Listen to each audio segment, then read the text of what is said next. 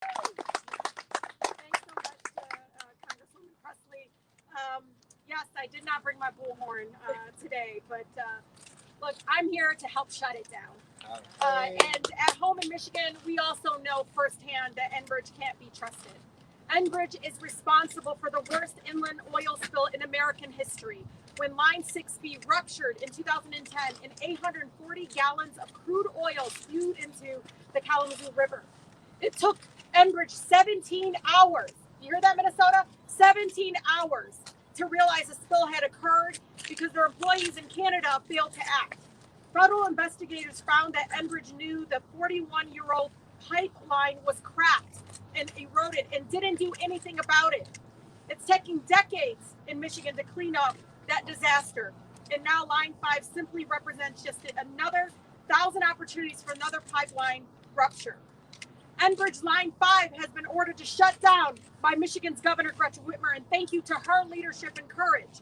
Enbridge has defied, though, her revocation of their operating easement and is illegally operating right now, Line 5 right now, which is an extreme threat to the Great Lakes ecosystem. Just recently, the pipeline was also damaged. Line 5 was damaged by yet another anchor strike. Line 5, just like Line 3, is a ticking time bomb. A Line 5 rupture would impact 700 miles of Great Lakes shoreline, irreparably destroy complex ecosystems, our drinking water. And a spill in the Great Lakes would devastate regional economy and 1.3 million jobs that rely on the Great Lakes in contrast to Enbridge, who only employs, 116 people in Michigan, unlike the press releases they send out. Enbridge has engaged in underhanded tactics every step of the way. They lie relentlessly about the impacts of shutting down Line 5. They line the pockets of politicians to guarantee their support. And they've even taken to claiming that they act as an agent of the federal government in recent court filings. Again, Enbridge, you are not an agent of the federal government. That is a lie. This isn't just about supply propane to the UP and so much more, as they say. We continue to combat those lies. But again, it is important to say Enbridge can't be trusted in Michigan, and it can't be trusted here in Minnesota either. Enbridge pipelines have led to 800 spills, already in the last 15 years. There have been no environmental impact statements. Climate impacts that, in violation of native treaty rights, have not been reviewed before federal permits have been issued. And that's why I was proud to sign with Ilhan Omar and so many of my colleagues here a letter demanding that Biden intervene. The new Line 3, as Ilhan Omar had mentioned, crosses more than 200 bodies of water, including the Mississippi itself twice. The pipeline violates indigenous treaty rights right now.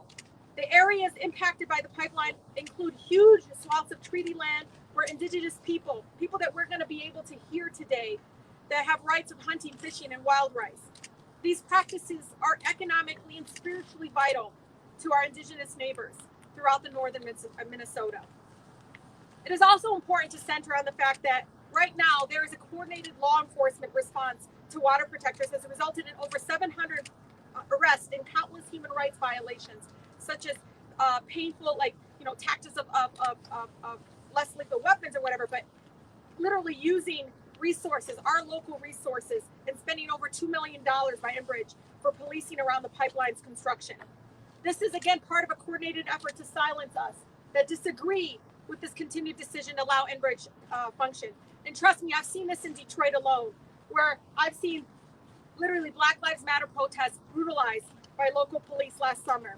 And we're seeing it here in Minnesota, and it has to stop. But again, we're here to really uplift and to be able to truly see and hear those that are directly impacted by this decision. And I know I love my colleagues up here, but especially Congresswoman Cori Bush, who comes with such an amazing lived experience that understands what it feels like not to be heard and seen by our own government. And so with that, I'm so proud to introduce to all of you Missouri St. Louis's proud Congress member, Cori